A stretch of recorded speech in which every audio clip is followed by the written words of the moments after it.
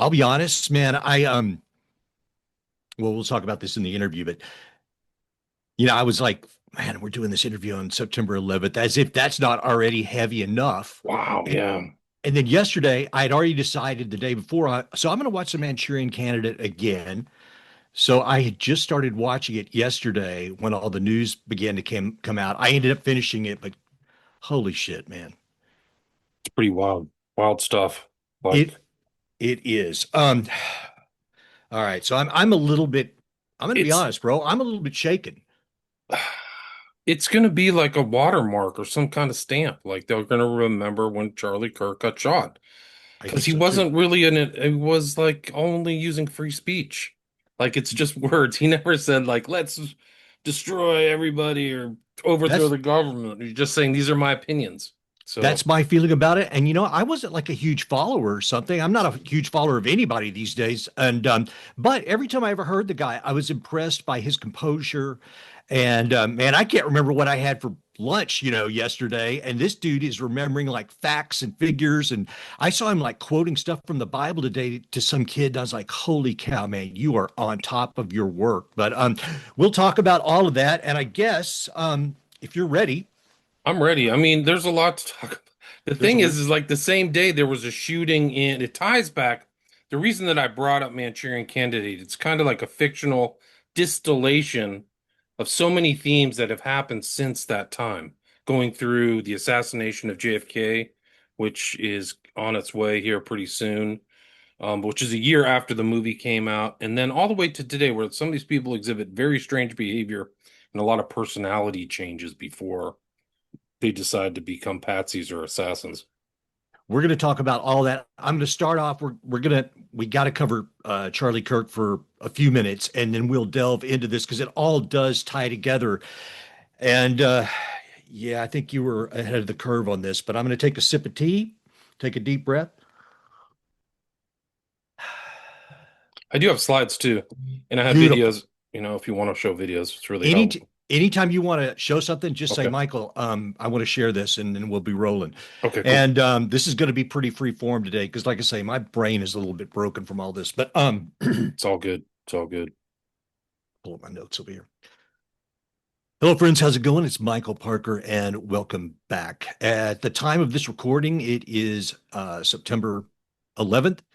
And if that were not already enough of a stoic and tragic reminder of our past, just yesterday, Charlie Kirk, uh, um, a great speaker and I think a good, solid human being, an American, was assassinated at a speaking event yesterday at a college in Utah. And so we're going to talk about that. We're going to talk about the subject of Manchurian candidates. Our guest today is William Ramsey. He is a friend of the show, been on here many times, and I appreciate his work very much. He is the host of William Ramsey Investigates. You can find him on X as William Ramsey IN. He is also the author of numerous books and films. And William, I'm glad to have you back.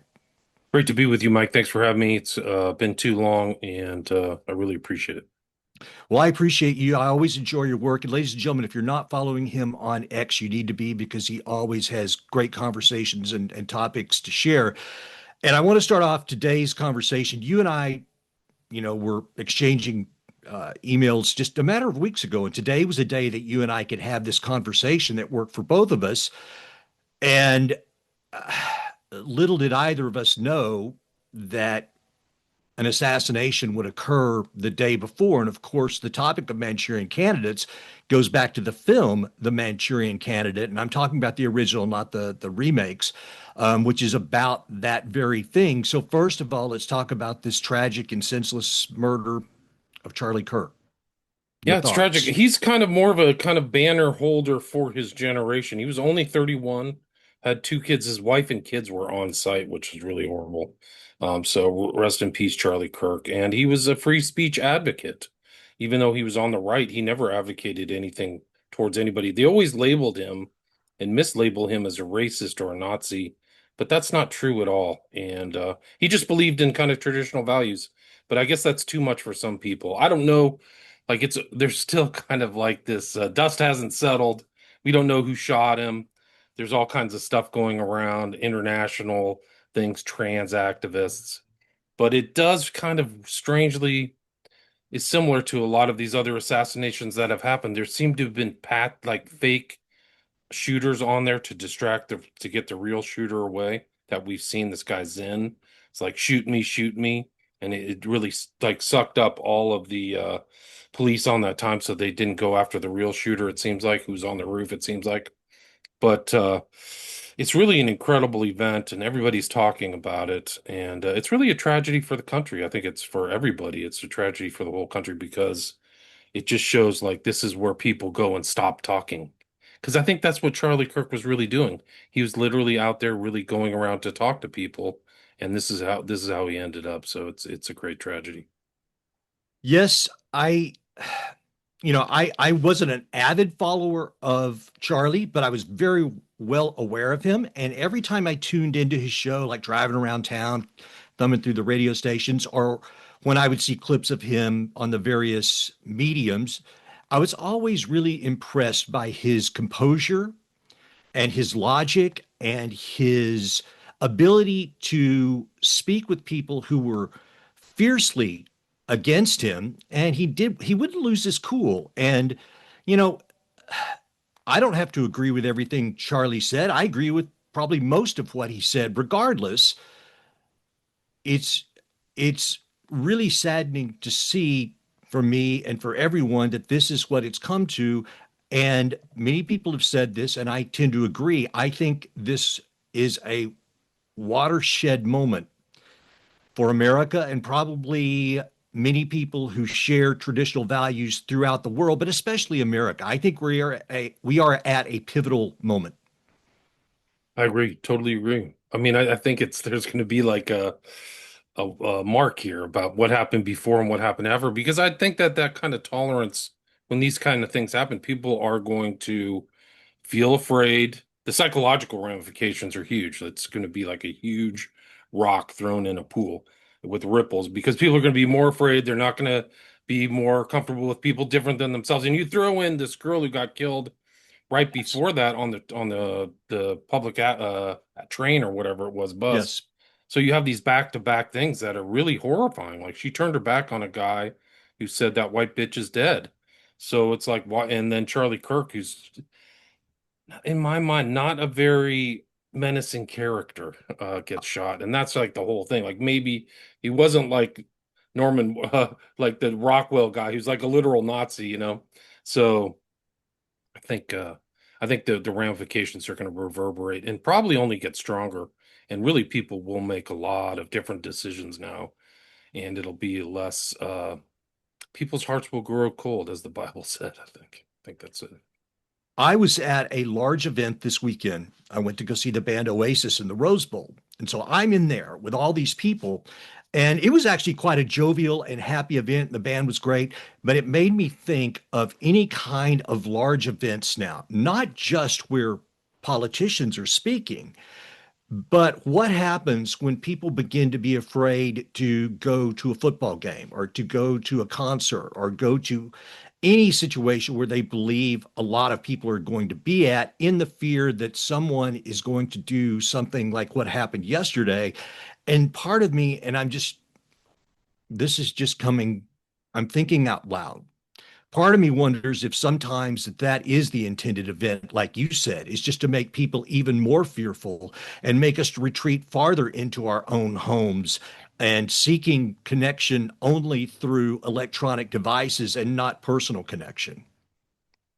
Other people have called it that. They've called it kind of a gladio where they're trying to create a strategy of tension for whatever reason. So things that happened in Europe where they were trying to make the left look bad by causing problems. And Mhm. maybe that's it, is there's a deeper meaning to try to sow more chaos in our society for whatever reason, for the warmongers or people who want a civil war or something like that. So that may be it. It may be like I've called it the collective psychic driving, because I think that this is a collective psychic driving. I think that's an important component of both of those two events, really, is the way that they're kind of presented as we're all vulnerable. Like both of that woman from Ukraine and Yes. Charlie Kirk are both very vulnerable. I mean, he didn't deserve that. That's the worst way to go out imaginable. And so I think that that's the deeper psychological thing people are going to get implanted with over and over. It's like, you're not safe. Society's dangerous. This is our common culture. So I think that's it. Is like they're made. We don't really know what's going on, but the effect is going to be like that. Like that's the effect, whether somebody intended to do it like that or not. I don't know. Yesterday, I watched the film The Manchurian Candidate in its entirety yesterday in preparation for this. Meanwhile, I'm watching on my phone the updates on what had happened. And here again, ladies and gentlemen, I know probably what you know. I don't have inside information beyond what other people are theorizing out there. And they're saying this morning that, they released this photo of this, it looks like a thin Caucasian male dressed in black as a suspect. And then I've also seen pictures of what they believe is the gun. Now, at the same time, I'm reading what other people are saying regarding guns who know more about guns than I do. A 200-yard, or is it a 174-yard shot? Is that difficult to make? Is it not difficult to make? I can't speak to that because I don't know enough, but it leads to this other question of, is this the work of, once again, the lone gunman who has some reasoning for what they're doing, or perhaps there's some form of Manchurian candidate, or is it an external force that is trying to create further turmoil, further social discord within the public and the American public? And I don't have the answer to that yet. What I do think will happen, though, is regardless of if they apprehend someone or not, given our past and given the things that we've seen, especially on days like 9/11 and in the JFK assassination and MLK, I don't think that there's going to be a lot of people who are not going to believe whatever comes out about this. I hope that I'm wrong. I hope that they come up with incontrovertible evidence once they find the person. But my personal hunch is that a lot of people will not believe whatever is told to the public. I think you're right. There's going to be a lot of deception, and a lot of people wouldn't believe the real stories of what you mentioned, which is MLK, JFK, and then you can throw in RFK, where almost all those Yes. guys are patsies. So there may be the desire for a patsy.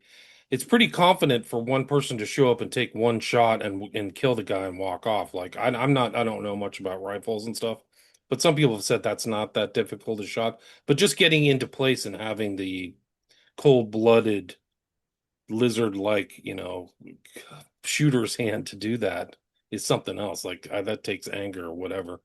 But so we'll find out. I'm not really ready to rush to judgment or conclusions, but people have usually, like when there's these huge events and assassinations and things, they usually don't want to get caught, so they try to get a patsy or somebody close. So we're going to see what the researchers come up with. They've got a guy right now who's like a main subject or suspect, but you're right. I think there's a lot of distrust too. Like I think that the citizen journalists are probably doing the best work on this right now instead of the media. They're really sharing a lot of stuff and looking into the videos and things like that. So William, hopefully we'll I see. William, I think that citizen journalists have done a lot of the heavy lifting for a long time. And when I was saying that, I was not a guy who sat down and listened to Charlie Kirk every day. I don't sit down and listen to anybody every day, but I think that I keep on top of things enough that I can say with certainty and confidence that he was an excellent speaker. I think that he made a lot of sense on a lot of subjects. And one thing that I don't like that I've seen in the mainstream media in regards to this is how they always describe him right-wing activist. Now, if this had been somebody on the left, would they say left-wing activist? I don't think that they would. So they're still in mainstream media trying to frame this person in Yeah, a like almost. pigeonhole them. Yeah, yeah. Yes, and so I think that this gets me to my larger arc about what you and I are going to talk about today, which once again we had discussed talking about several weeks ago, which is this idea of Manchurian candidates. And one thing I wanted to ask you right off the bat is you've researched so many deep subjects. What was it that drew you to the topic of the Manchurian candidate at this point in time? It's a great question. All of the recent assassinations, like I had a list of what I was going to talk to you about, and then Kirk gets assassinated in the on a rifle, kind of like what really ends Manchurian Candidate if you saw the whole thing. But I was going to mention this list. Nikita Kasap, he killed his parents, I think, in Minnesota. It was 09A adjacent and was going to go kill Trump, if you remember.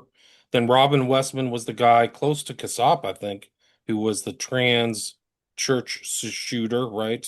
Hmm. And then there's DeCarlos Brown who killed the girl in the train. Then there's Shane Tumura, if you remember him. He was the guy who went into the Blackstone building, I think in New York or the NFL and shot four people, Yes, just recently. then killed himself. Luigi Mangione, who Yes. went all the way from Oahu to Manhattan to kill somebody for very strange reasons, like Kaczynski, who's another MK guy, which we can go into, and then Yes. all of the Trump shooters. So it's Crooks, who's really suspicious and mysterious. Ruth, Hmm. who's on trial right now. Um, the list is long and recent.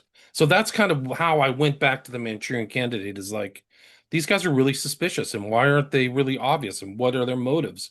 And when you look at the Manchurian Candidate, that is like how they're creating a patsy. They're trying to like manipulate them and mind control them. And also you can also throw like Oswald is like right after Yes. Manchurian Candidate. For people who don't know, it's total spoiler alert. Manchurian Candidate is based on a book by Richard Condon. He published it in 59. The movie came out in 62 with the help of JFK. It's part of the JFK assassination story, and almost no JFK researcher in the assassination includes it in there. And I think it's a big mistake because JFK was involved in making culture creation I think he was trying to warn the public about what was happening in real life. And Manchurian Candidate and 7 Days in May, which both were directed by John Frankenheimer, Hmm. came out back to back. So this came out in late 62, and then 7 Days in May came out in January of 64 with Dr. Yes. Strangelove.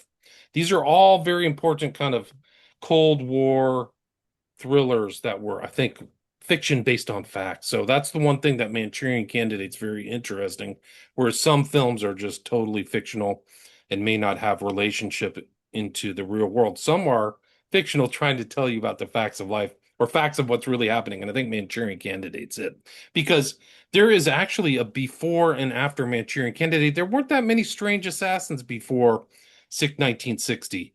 And then after the Manchurian Candidate comes out, it's just this swath all the way through. You've got Oswald's much stranger than what they told you. Sirhan, super duper strange. Yes. James Earl Ray moving around a lot like Mangione.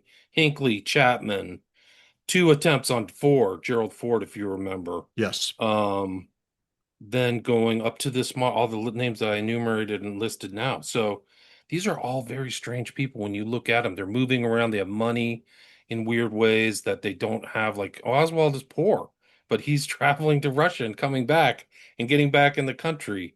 So I think that that's kind of well, if you the story of the Manchurian Candidate, Manchuria is the country or the state or principality north of Korea, and they're taken there. They're kind of put through this kind of rigmarole of brainwashing, and then they're sent to the U.S. to commit these murders, or this guy Raymond Shaw is.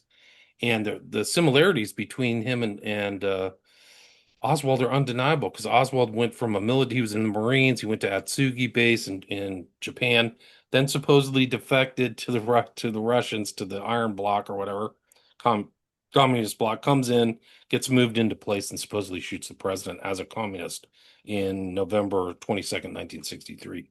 Much like Raymond Shaw, who was like goes from the communist bloc. He's being handled during the movie. If you follow the arc, he's being handled the whole way he's put into place for the great ending assassination at a very important venue, Madison Square Garden in Manhattan. So that's the kind of thing. It's like the similarities, and there's a lot of information in that film that correlates to very important studies that were done under MK Ultra in the 50s. during the 50s. So I think Condon distilled those and put them into the characters and the dialogue. Some of the dialogue in the film is direct quotes from the dialogue that's in the Manchurian Candidate. So you can kind of see that as a distillation of all these important principles. It would, for people who don't know, the Manchurian Candidate was taken off the market and disappeared for Yes. 25 years. Why? Like, this is really important. And in the 90s, it was given like one of the top 100 movies in the AFI, American Film Institute.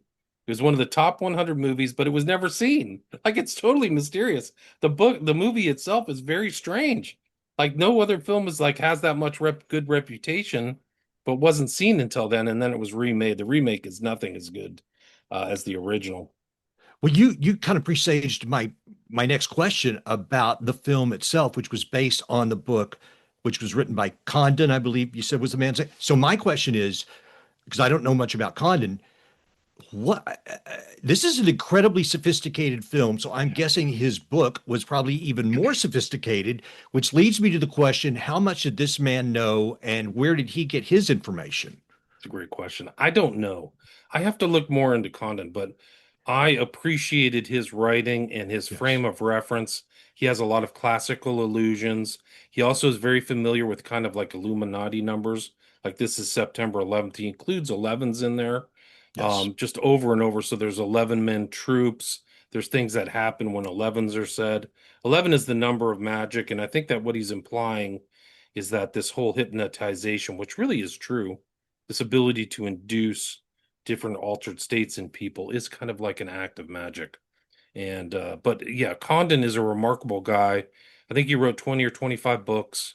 He's very smart, and he also wrote Prizzi's Honor. If people have seen those movies, I think it's Jack Nicholson. So he had some success of writing books and going to films and stuff like that. But yeah, his frame of reference, it's interesting. I don't know how much of that information that they were really going through made it to the public. For some reason, Condon keyed into really key elements of this kind of MK Ultra stuff, which is really sophisticated doctors and psychiatrists wrote papers on all these things. Um, and it's reflected in the film. If you remember the kind of character, Dr. Yen Lo, he's Yes. very smart. He's like, can you do something against your own will? That's a fairy tale. You know, we can do this. We do, and this is based on the paper of this. He also works for the Pavlov Institute. So Pavlovian, kind of like the dog hears the bell, it salivates. Um, so he had those kind of sophisticated statements in there. And then also this kind of idea of this triggering and the induction of things through the phone, which Project Artichoke, which preceded MK Ultra, they found out they were able to do that, is actually just call somebody on the phone and give them the right kind of phrases, and they would actually go into a different state. And that happens to Raymond Shaw. And so I think that, I mean, to answer your question, he was much more sophisticated, and I don't know why he knew. I think this was his second book, and I know that he was a publicist for, he's kind of lost to history. It's kind of a shame, like nobody talks about Condon anymore. But I know that he was a publicist for big films in Hollywood before he started his writing career. So maybe he was exposed to stuff in that way. I don't know. Well, that's interesting. And this is extrapolation, but the first thought that goes through my mind when you said publicist, and I'm not trying to impugn the man's reputation, but like, what does a publicist do? A publicist makes you believe that you want to see or hear something, right? And you want to give it more attention in media in some way. So that's interesting. And then John Frankenheimer, now he and someone bought the rights to the book to make the film. The background of the film is really interesting in and of itself. If you remember that time, JFK kind of squeaked out a win in 1960. He got Yeah. votes from West Virginia and Chicago, arguably mob related. We know now Sinatra is very close to a lot of Hmm. underworld figures, but he was also best friends with JFK. And according to like Sammy Davis Jr., Sinatra had like a speed dial to the White House. He was very Hmm. close friends, and he helped when JFK won. He helped with the inauguration and got a lot of celebrities. So he brought a lot of celebrity power to the inauguration. But the foundation of this film, we know JFK liked spy books. He read Ian Yes. Fleming, James Bond. So he read this, and they were together at Hyannisport, which is the Kennedy family compound. And JFK says, you should make this film. And that's really the green light. So JFK, through his Democratic connections, got the financing through the film for Hollywood to get it made. And the budget was 2.2 million, and the production company was Sinatra. So that once the JFK assassination happened, Sinatra was able to pull all the rights to the film because he owned it. It was his production company. He was the driving force. He was the guy who like put everybody together. He got all the actors. He hired Frankenheimer. He hired Axelrod. Um, and they were the ones that put it together. And Frank, I mean, it's just an incredible thing. I actually have a video of them if you want to watch it, that of Sure. these guys together. They're talking about how it got made. It's really incredible. Let me see if I can. I don't know if I can get the audio to play because sometimes I have trouble with that. If the audio isn't playing, I'll let you know Okay. right away. Let's see. It's got to share this. Share, send request. All right. Share. Can you see that? I can. It's blurry, but Okay, maybe well, when it's you just start, the intro. Let's see. copy that. Can you hear the audio? Can you hear No. the audio? No. Okay. Let's see. Stop share. I think I have to bring it up on a tab. That's kind of what happens, I think. Ladies and gentlemen, as many times as I've used Zoom and I still have to go back to YouTube tutorials to tell me how to do certain things. I don't use these in large boardroom meetings or something. I speak to people like William, and I guess I should sort this out in the future. It's all right. We're gonna get this done. Let me just get this tab up here. But yeah, it's really interesting because they kind of go into how this film was made. It's like they're like telling you, like, hey, this is it. Oh man, come on. I know how to do this. I don't know why I'm not doing it, but well, no worries. Let me ask you something else, because in the film, and I'm assuming this comes directly from the book, there is these. Okay, I see the try it video. now. You should hear the sound. I hear it now. I do hear it now. This is really interesting. I think you'll find this interesting. This is the director, the writer, a film and exploded onto Sinatra. movie screens all over the world that was destined to become a classic. Why is all of this being done? What have they built you to do? Tell me, Raymond, have you ever killed anyone? No, ma'am. Not even in combat? In combat?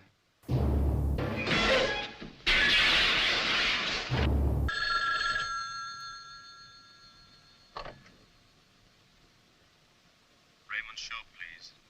This is he. Raymond, why don't you pass the time by playing a little solitaire? 26 years later, John Frankenheimer, the director, George Axelrod, the writer, and Frank Sinatra, the film's star, reunite for the first time to discuss the making of The Manchurian Candidate. This is 1998. They come together. It became a real movie. I mean, without you, we wouldn't have had a movie. Look at how full the glass is with Sinatra, by the way. He doesn't have to tip the glass very far. Watch. No. No, but that's true. When you did something that most people just don't do, and which is that you committed to this on faith in us. I remember that, yes. It was really a wonderful, wonderful, wonderful experience. And you let me do what I was able to do. You let George do what he was able to do. There was none of this constant interference that you read about today. It's so simple to explain. We three people believed what we were doing. We wouldn't have been together if we hadn't believed it. And I think that really was the answer to how it came about. It's not the fact that I let you do what you wanted to do. Not at all. From my point of view, I remember two things that you contributed that were extraordinary because you didn't really know you were contributing. I was working on the script in New York, but this time you were in California, and a certain amount of time had elapsed. And and you were very, very patient. You hadn't seen the script yet. And finally you called and said, I'd like to see some pages. And it's been quite a while. I don't mean 20 pages. I mean, I would like to see a few more pages than 20 pages. As it happened, you were absolutely psychic. I had 20 pages. So I ended up absolute panic. I finally got my stuff together. I had all the stuff laying. I had never put it together. I was frightened. Over the weekend, I got you 80 pages and sent it. I would never have pushed the thing over and got the first 80 had you not suddenly given it a little push. And the second thing I recall was, you remember the monster time we had shooting? You remember Johnny shooting 6 or 7 days shooting the dream sequence? Oh, yeah. You remember? Oh, yes, what a of nightmare course. shooting that Oh, thing yeah. was. You had to shoot it for every different angle. That's correct. With every different combination. And Frank finished in the picture, if you recall, and he was going to leave. So we just said, let's cut it together, just quick, just make a quick rough cut for Frank. And we did that afternoon, showed it, and we never changed it. No, we never did. Yeah, I was earlier this afternoon. I was remembering and discussing your marvelous invention, changing the ladies of the Garden of New Jersey into the communist Chinese and Russians, and that knocked me out. Marvelous outlet for his aggressions. May I have the bayonet, please? Not with the knife, with the hands. With the hands? Here, have him use this. The United Artists had said we're scared to make this thing because This is one of Sinatra's last interviews. He died in '98, in May 1998. So this is like he's nearing the end. Still drinking all the way to the end, by the way. Crazy. And the gentleman in the middle just said that United Artists was afraid to make the film. Yeah. It's crazy. Watch what he says too. Sinatra will say JFK wanted to know all the details about the making of the movie. So that's an important element of Manchurian Candidate is JFK's like hands-on. He wants to know. Listen. it is so, they said, so anti-Russian, which it wasn't. And it wasn't, of course, but they said, and if President Kennedy, a year from now when this picture is released, if Kennedy is just about to have some sort of a rapport with the Russians, it's going to embarrass them. And you said, I just came down from Hyannisport, and I saw the president, and the president said, what are you going to do next? And I said, the Manchurian Candidate. And he said, great, who's going to play the mother? Well, that sort of ended that argument, if you remember. He was really interested, though, in the facts of the project itself. The fact that people have read all kinds of He was really interested in the facts of the project itself. So that's JFK. So notations into this thing is funny because we set out to do Dick Condon's book, that's what we did. Right. We did all sorts of strange things, but we did them so automatically. I mean, it's rather strange that Angela Lansbury was 1 year older than Larry Harvey and played his mother. And nobody questioned it for a second. She was superb. She was just wonderful. Absolutely marvelous. And she was sinister. She really God, was. Boy, terrifying. She was a heavy. But now we have come almost to the end. One last step. And then when I take power, they will be pulled down and ground into dirt for what they did to you. And what they did in so contemptuously underestimating me. In the book, there's quite a big thing. in the book, the big thing is that she has him under hypnosis and then has sex with her son. What? So, yeah. So the book has a lot of incest themes in it. It's really dark. And Angela Lansbury is on a couple lists. Her character, Eleanor Iselin, is considered one of the top 25 villains in all of Hollywood history because she's such a total manipulator. She's basically like Hillary Clinton.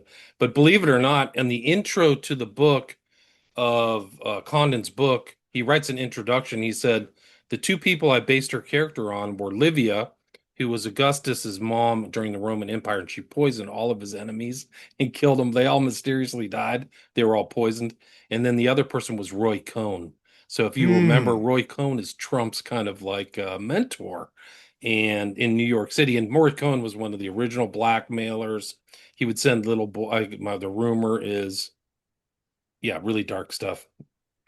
So, I mean, JFK was interested in this and he read a lot of spy novels. He was also the president of the United States and came up through government. So he was privy to sophisticated levels of, or the sophisticated ways that intelligence agencies worked. I think so. I think he was really, if you remember, he was offered the Northwood stuff. So like the fake bombings and false flags. And he rejected that, and that made him even more angry, which ties into 7 Days in May.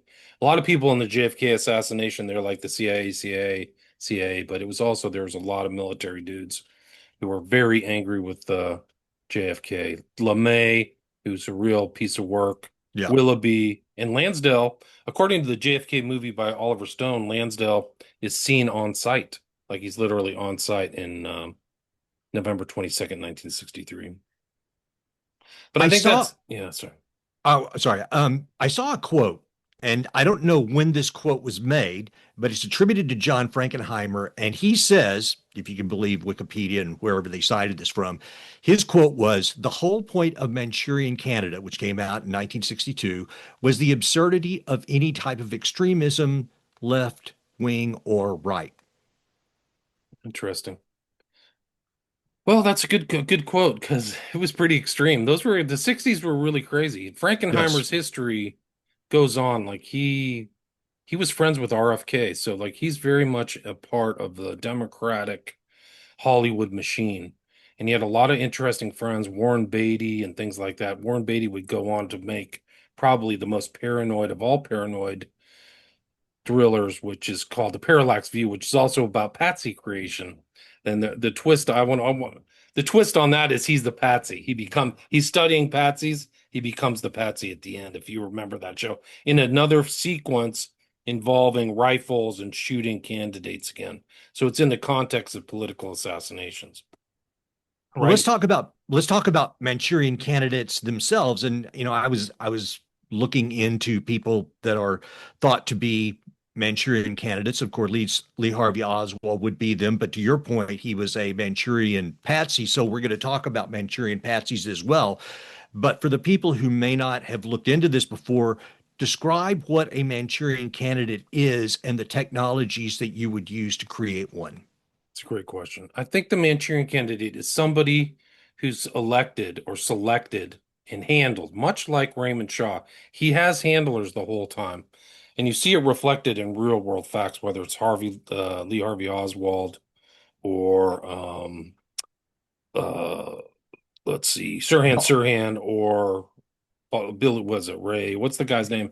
James Earl Ray, who Yes. supposedly shot things. They all have the same thing. There's some kind of weird background. They're given some kind of legend that's fake. There's really sophisticated people around them, and a lot of weird mind control things are around them.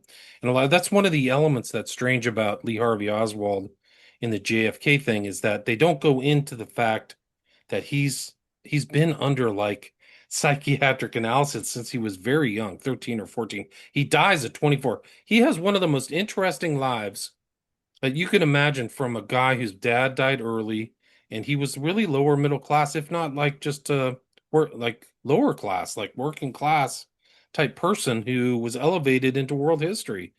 And so I think that the Manchurian Candidate is this kind of like we're working on this like there's machinations between kind of very powerful people in intel or military who are putting these people together to make them use to take the blame for crimes they didn't commit. And how would you do that? Explain the MK Ultra and some of these types of Yes. ideas.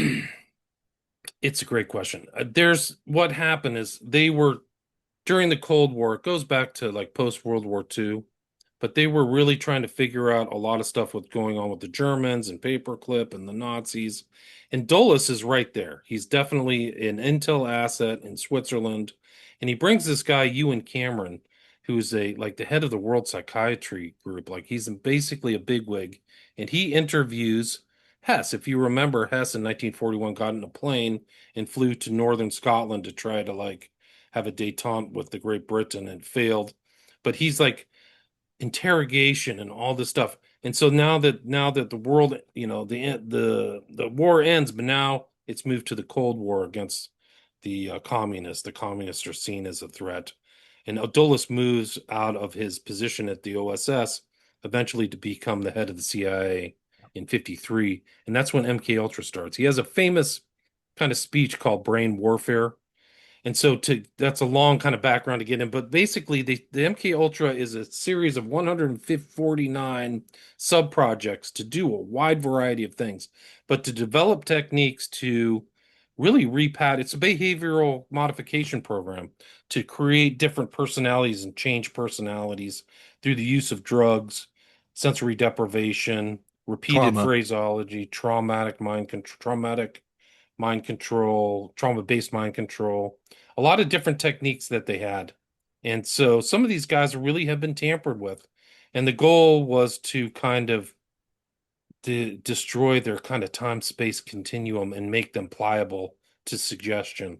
And I think that some of these guys really they really kind of broke down their mentality, and they became trainable. They became like Sirhan was kind of like the optimal subject. He could go into different states of mind, and to this day, different states of mind, much like what was going on in Manchurian Candidate. If you remember, Raymond Shaw, he goes through the medical thing, but he's basically brainwashed into going into a deep state, trance state by the Queen of Diamonds, which is why that Queen of Diamonds motif is repeated in there in that film all the time.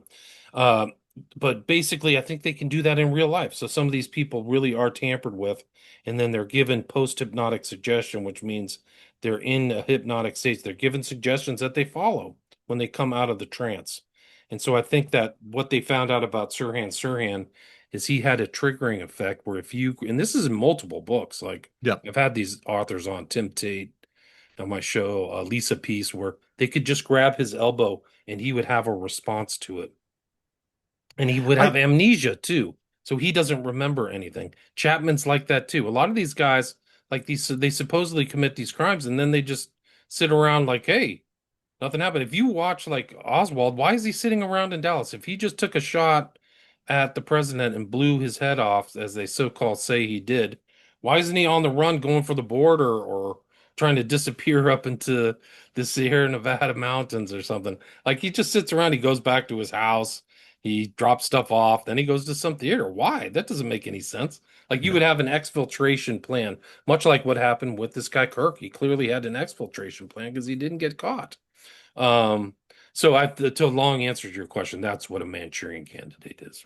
And I believe in Sirhan, I believe his defense team even said that he had been hypnotized or programmed and were kind of pointing to perhaps experiments by the CIA or MK Ultra. I think that's even what his defense team was trying to say. There's no question about it. He had very sophisticated, he was surrounded, it gets complex. One of the interesting thing is what I think Dulles learned by bringing you and Cameron in is these got the intel, the big heads, the top heads like Helms and Dulles learned that these psychologists could be put to use.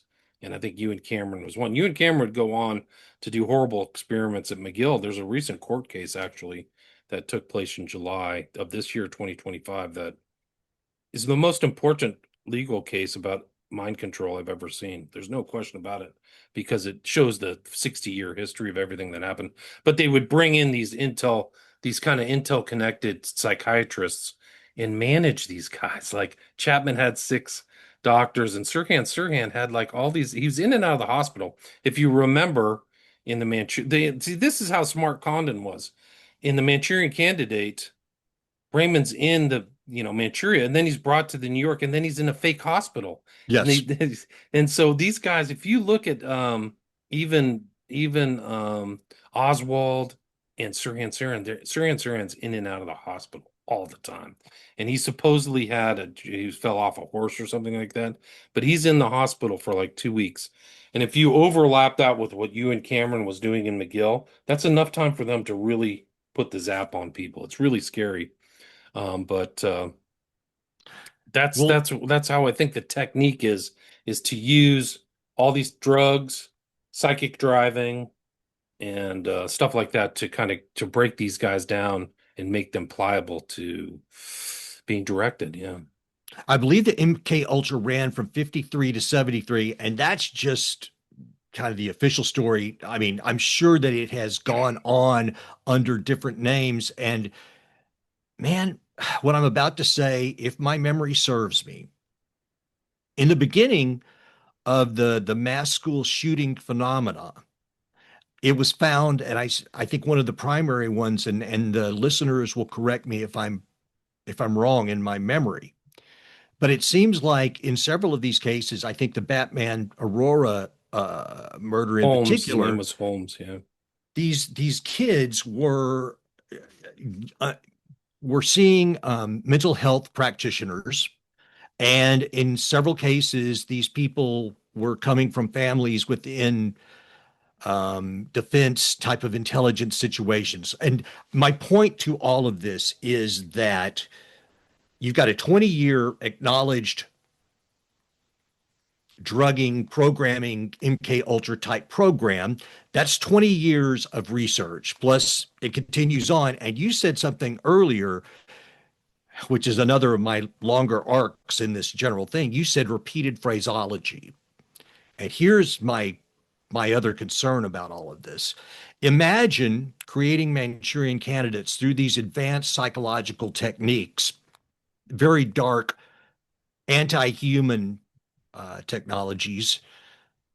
And imagine if you came to the conclusion after a while, you know what? What if we just say things over and over and over and over again until that is enough to entrain people's minds to act out in certain ways? And the reason that I bring this up is I think that's what the media does. It just repeats things over and over and over again until people have this uncontrollable rage in which they can no longer even function on a rational level. And when I would watch these people speaking to Charlie Kirk, they would come up to him very upset about this, that, and the other thing. They didn't really offer a lot of cogent arguments, and he would sit there and disassemble their arguments. And what you would just see on the other side was rage. My point is that what started out as this sophisticated technology that Condon clearly had a vision of or knew about because it's depicted very avidly in the film has finally come down to the point, you know what? If you just say things enough times,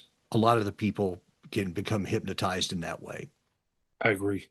I agree. Safe and effective, all these things, it's a conditioned responses. They get angry is a conditioned response. So the public's been conditioned through television, and I think this is kind of the operational. One of the elements when you look at all these different programs they had, MK Ultra was the research. It's not the operational element.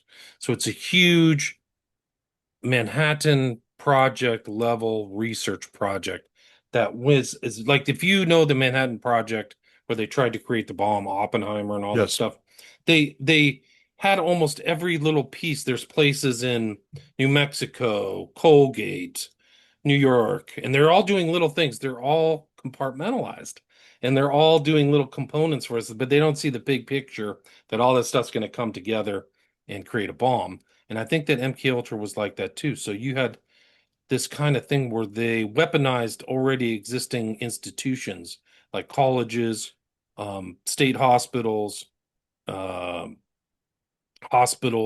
created wings and things like that all over the country for 20 years to research this. And I think Helm said we destroyed all of the papers. Well, they were done. They didn't need to keep the research anymore. They had done all the research. And so that's why you see these strange people going out and shooting people, school shooters. And one of the interesting things that you see is these people's compulsion to kill themselves. And if you remember in the time yet Dr. Yen Lo was talking to him in Manchuria, he's literally talking about suicide programming. Like, we can create suicide programming for you. And it's really incredible when you think about like the consequences. Like, they researched it. They really did. And they had the breadth. These guys are freaking brilliant. Like, these are really smart people. Jolly West, Ewan Cameron, Orne. These names are like, they're Diamond. They're they're doctors. They're very smart and accomplished people working on this, but trying to, and then the other thing that's interesting is they had an external kind of, they're like Dr. Jekyll and Mr. Hyde. So they're treating people and supposedly helping people, but they're like damaging them or manipulating them and keeping tabs on them, like doing research and then sending them back out into the public and still doing like the most creepy, like, monitoring you could imagine Ewan Cameron was doing. In in the film, one of the things they talk about, and the Yen Lo, I think was his name. Anyway, Asian he guy, yeah. yeah, he explains at one point the point of this is to create this assassin, this murderer who has no memory, and if they don't have any memory, they can't have any guilt, and if they don't have any guilt, they can't act in a guilty fashion. So, for a film in 1962, what was the response to the film at the time?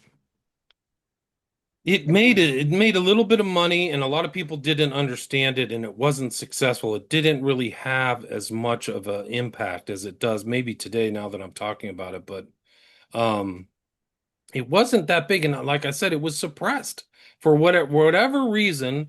Sinatra kept it, out of the public. I'm going to play this. This is the sequence Okay. that you have. This is the video you're talking about. I hope that the sound will play. But Do you listen. realize, comrade, the implications of the weapon that has been placed at your disposal? Yen Lo says it's a weapon. Apparently, this actor, his name is Ding or something. He was in Hawaii Five-O too, like the original Hawaii Five-O. Hey, remove your head bandage, Raymond. Normally conditioned American who's been trained to kill and then to have no memory of having killed. Without memory of his deed, he cannot possibly feel guilt, nor will he, of course, have any reason to fear being caught. And having been relieved of those uniquely American symptoms, guilt and fear, he cannot possibly give himself away. Our Raymond will remain an outwardly normal, productive, sober, and respected member of the community. And I should say, if properly used, entirely police-proof. His brain has not only been washed, as they say, it has been dry cleaned. Absent of fear and guilt. He doesn't have any guilt because he doesn't know what he's done. He has amnesia. I want to go back to RFK and Sirhan, and here again, remind me of this, but it seems like there was the woman in the polka dot dress, which would be a triggering type device, similar to the Queen of Diamonds. You mentioned that Frankenheimer was friends with RFK as well. Talk about that. In 68, RFK is trying to get the nomination. At the end of Manchurian Candidate, the shooting takes place at the nomination at Madison Square Garden. Yeah. RFK is in California. He's traveling around, but his center base is Frankenheimer's house in Malibu, where there's kind of like a mini salon. And Warren Beatty's there and a lot of other celebrities at that time. Beatty was kind of a big star. And then also Huge star. Jane Sebring was there, who the FBI harassed to the point she supposedly committed suicide. That's another really kind of like state harassment case, which is another show. But a lot of people were there. And so what RFK would do is like go out on these, speaking tours and go see Cesar Chavez. He's on the left, right? And then come back to Frankenheimer's house. And then when the time of the assassination, this guy who directed Manchurian Candidate, drives RFK to the Ambassador Hotel, where I think he either won the acceptance of California, so he accepted California's, which basically sealed the deal for him to be the presidential candidate for the Democrats. So it was a celebratory moment. And then according to Ed Sanders, who's a great researcher who wrote stuff about Manson as well, that at the Ambassador Hotel, Frankenheimer, who we just saw, is standing there and he brushes by Sirhan as he's being moved into place. He's being Manchurian Candidate handled just like Raymond Shaw, being put into that pantry.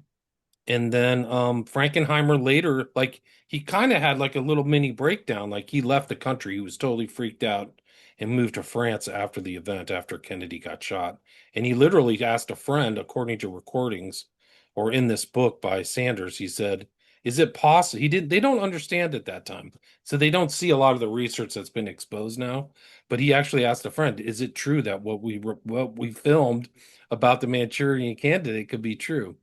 And it's a long arc, you have to see it because it's the element of what Dulles was going. Right? Dulles is the head in 53. He knows Cameron. He's friends with Cameron. Like those are bad friends to have. Like these are really two remarkable people who are very evil, very talented, like high IQ. But he's like central to the JFK assassination story. He is let go after the Bay of Pigs. He's the head of the CIA. And there's something going on between him and JFK. Like Dulles says, this guy thought he was a god. That's the way he saw JFK. And JFK must have saw him as a threat and let him go. But he's the former head of the MK Ultra.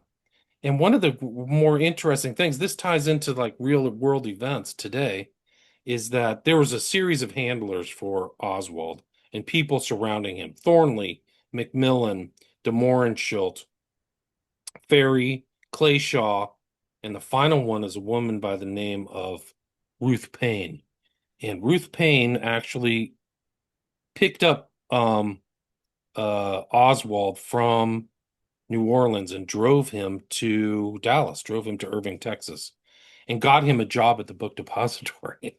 And she recently passed away at 92 within the last week. So this is like relevant. She took many secrets to her grave and supposedly found it really ties into this story about Kirk, because that was where they found the Mannlicher Carcano rifle, is at her garage. Like mysteriously, the rifle mysteriously shows up in her garage, right? Yeah. And with the receipts and weird stuff, like, wow, this is a miracle. Like it just immediately produced it, and that's what tied um Oswald to the whole story. But the kicker about her is that she was kind of an Eastern WASP elite. She's from, kind of like Puritan stock or whatever you want to call it. And one of her best friends was this woman named Mary Bancroft. And they always leave this out. Like they can never get this out to the public because it would give away the whole thing. Who's Mary Bancroft? Mary Bancroft and Ruth Payne are traveling around Europe together. They're just carousing and drinking and meeting boys and things like that in their youth. And then Bancroft becomes friends with somebody. She meets somebody in Switzerland. She's multilingual, and she ends up working for, guess who? Alan Dulles. And so she becomes Alan Dulles' lover and secretary for 4 years and assembles people together to kill Hitler. So these guys are involved in like overthrowing governments. They tried to overthrow the government against Hitler. We know it as Operation Valkyrie. It's the June 1944 plot, right? Where they tried to blow him up. She knows the guy who's like one of the heads. His name is Javisius. And she writes an autobiography called Autobiography of a Spy. Like she's a spy. And here she is later, this whole arc travels all the way around, and one of her best friends becomes Oswald's handler, involved in the death of JFK, like huge event. Like our whole history changed after JFK got greased. And I mean, the Oswald stuff going back, like there were LSD tests going on at Atsugi. There's arguments this guy was tested upon. He was clearly handled. He had been in and out of strange hospitals. There's research about him, like when he was in, it's a lot like the movie because when he was in Russia, he was going to like CIA attaches. Yeah. Like he was handled forever. Clearly. And yeah, I mean, just by multiple people. And he was going to Mexico City as well for some reason. Oh, multiple different names, fake things. He knew stuff. There's like supposed connections. I mean, there's Bannister and just a bunch of these characters that they're creating a legend out of him. There's the famous kind of fair play for Cuba thing where he's pretending he's a communist, but there's no real kind of activity of him being a communist, like hanging out with other communists or like we're plotting together. He's hanging out with these anti-communist types like Ferry, really savage. He was a CIA agent. Like Daniel Hopsicker said, Ferry is a CIA agent, which makes sense. He's also he's almost like a warlock. He's very strange. He knows post-hypnotic suggestion. He's a defrocked priest. He has this fake priesthood of like the Orthodox Church, which is a non accepted kind of sect. I mean, it's just, and it's really, it ties into the end of Manchurian Candidate, because if you remember at the final assassination, Raymond Shaw dressed up as a priest. Yes, he does. And some of the assassinations after JFK died in 1963, all the witnesses got greased. Like there's 20 people who died mysteriously. And some of them said, I'm being followed by a priest. Like you cannot write this stuff. Like somebody dressed in a priest outfit is following them around. And then they got shot or died or fell through a plate glass window or something. So it's it's just a real intel. And all these people said that Oswald's covered by intel. One of the giveaways, the final thing I'll say is one of the people who knew of Oswald was somebody very high up at the CIA. He was the center of like counterintelligence ops. His name was James Jesus Angleton. He had a special file called the 201 file. Just Jefferson Morley writes about this, that had all of Oswald's info, but it was basically stovepipe just to Angleton. So nobody else at the CIA could ever see all the stuff they were collecting on just Oswald. So Oswald was very important and very special to the intel community. And the JFK assassination, we're still talking about it, and they supposedly declassified these files earlier this year, which, as far as I can tell, there wasn't much that we didn't already know or surmise that was released. So, um, but I read something today, right before we started this, a person that I've never heard of. So I'm going to ask you, hey, did you ever hear of this 1940s model named Candy Jones? Yeah, I've heard that story. Yeah. Well, I don't. What do you know about it? Because she claimed to be a CIA mind control subject in the 1940s. There were different people targeted for different reasons, and for some reason they wanted to like create sex slaves, Yes. impliable women, and what Stepford wife type people, Yeah. and I think she was one of them. And she was involved in a lot of like weird things. I think she mentioned Bob Hope. I don't know her full story. I haven't read it, but she claims to have been tampered with. When you go back and look at if I would have listened to her story 10 years ago, I would have said she's not well or schizo. Right. But now, in the context of all these other people that I've read, they really were doing those tests. And I believe that she was one of them that they were tampering with. They partitioned her brain so she could remember stuff. And there's another guy. Have you ever heard of Nagel? I'm not sure. Nagel. He's Well, a I've kind heard of of the painter Nagel, but this guy was like a really dark, like heavy duty op, like a deep state operative. They were putting him in places, but he's kind of a interesting element. It ties into Candy Jones.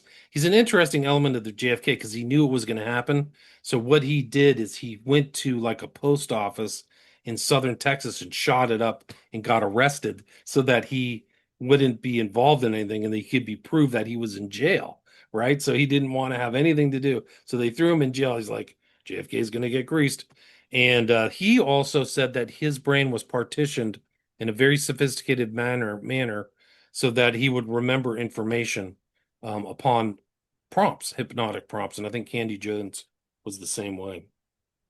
this brings us up to right now, and my final, some of my final points on this is now we flash forward to today and this tragic thing that just happened yesterday, this tragic assassination of Charlie Kirk.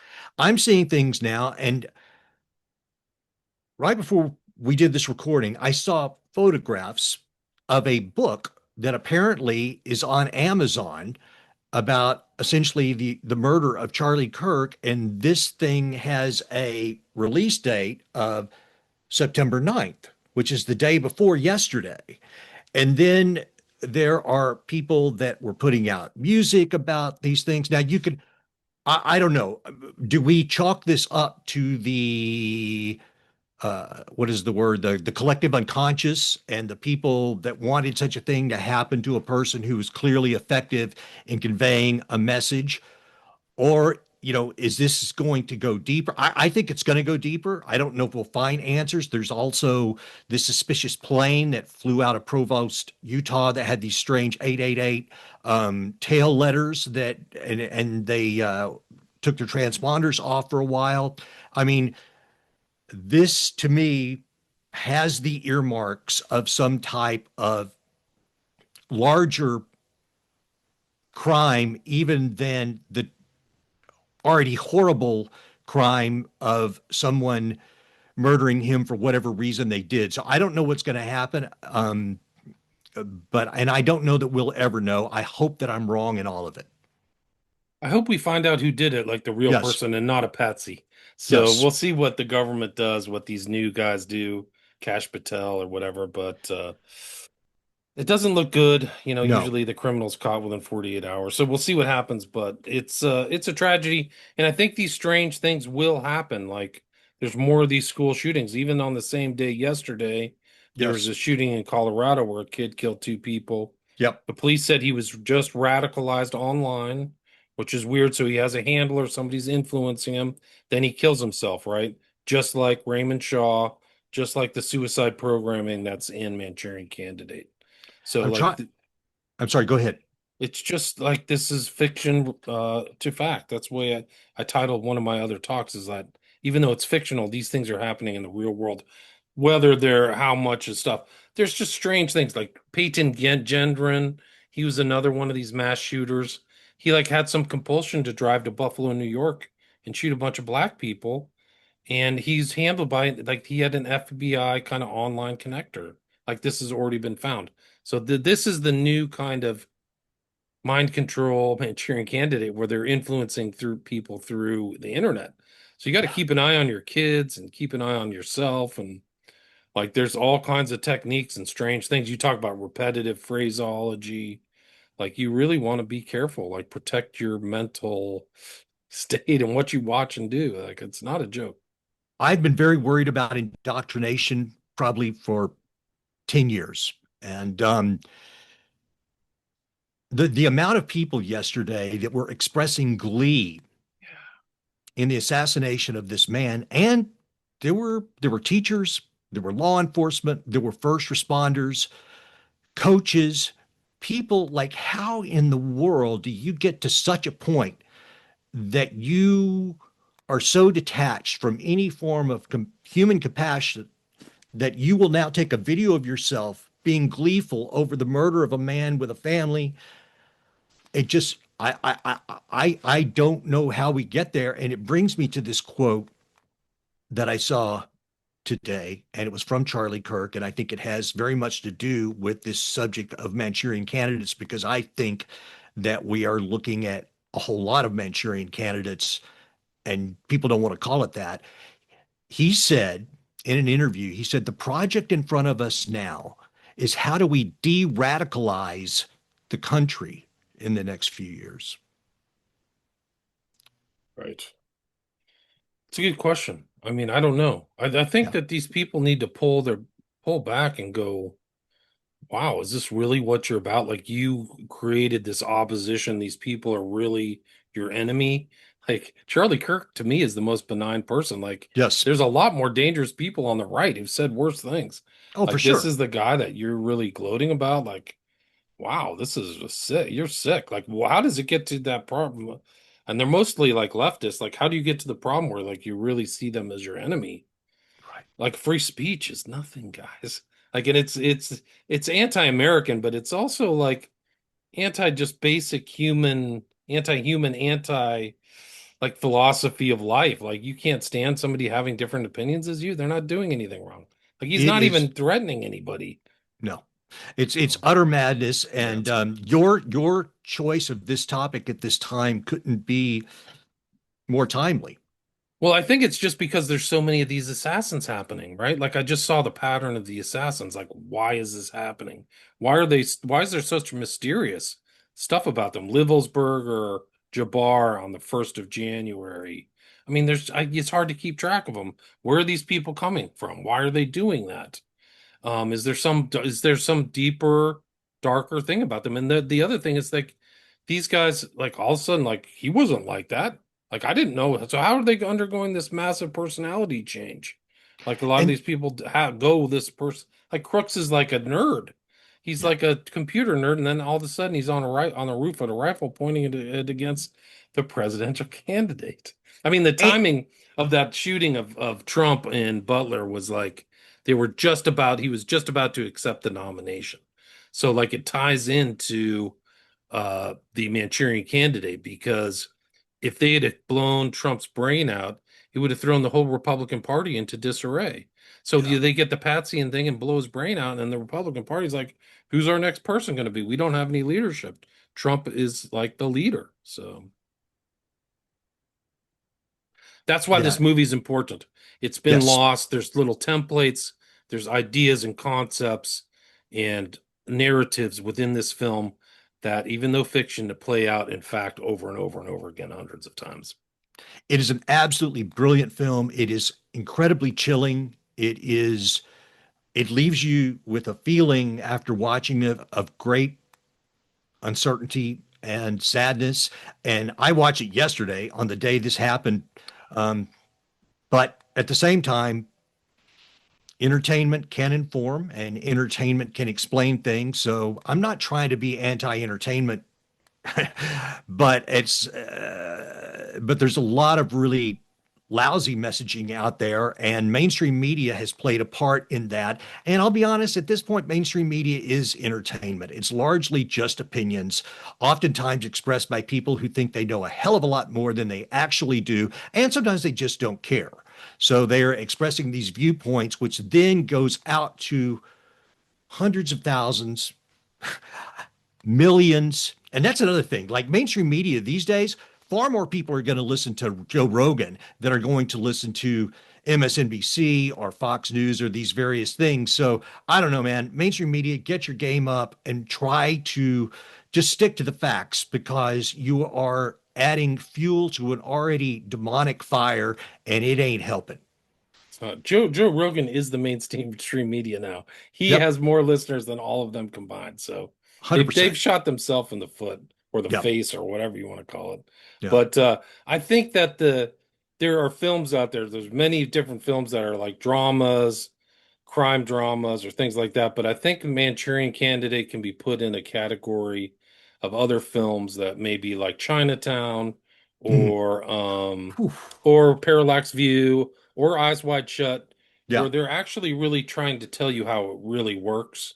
And so I think that it's set aside, and maybe that's how this stuff gets out to the public, is they call it entertainment. But like Eyes Wide Shut's real. These secret parties exist. People are groomed. Parallax Views about those things. Chinatown is like how some of these blue state cities work. Like they literally, the medical examiners corrupt. People get killed. People end up dead. There's all kinds of financial scams. Like almost every major blue city, including Los Angeles, is royally corrupt, and they're just robbing people blind. And that's the premise of Chinatown. That's the end. It's Chinatown, baby. China, And forget about it, Jake. It's yeah, Chinatown. forget about it. Yeah, Wow. so don't forget about it. Don't forget about the Manchurian Candidate. People should watch it again and apply it to like some of these real world events, because it is prescient. It is an important kind of timestamp, because these kind of weird things didn't happen as much before Manchurian Candidate. There were assassins and assassinations, but not at the kind of flurry and scale that we have now. It is a film of incredible sophistication, and it broaches some timely, maybe even more so than ever, subjects. William, thank you for bringing this to our attention. Thank you for coming on the show. Tell everybody where they can find you. I've already said they can find you on X at William Ramsey IN, but give them the rest. Yeah, it's on X. I also have a podcast, William Ramsey Investigates. You can check that out. I have a lot of shows. I have a lot of Thousands. yeah, I put out the show on the really important Hugh and Cameron court case. It's called the Montreal experiments, is how they distilled it, and it's very important about mind control, because you can see what they're actually doing. I've read it out in its entirety. It's a very important historical piece. And then all of my documentaries are at patreon.com. I have 5 there. And you also post stuff there that I wouldn't post on social media, so you can check me out there. Patreon. William Ramsey Investigates. I'm pretty sure I'm going to get some demonetization from YouTube. Oh my goodness Yeah. gracious. But I'm going to put this out. Ladies and gentlemen, if you like what I do, if you like these conversations like I'm having with William right now, please, right now, just hit the like button on whatever platform. Give it a thumbs up. Give me a review. It helps me a lot. It means a lot. And free speech ain't free, ladies and gentlemen. It's important. And if you're listening or watching this, I appreciate you. William, I appreciate you. And everyone, until next time, keep your heart and your mind open. Peace. Peace. Yeah, Bro, I was tearing up at the end, man. This is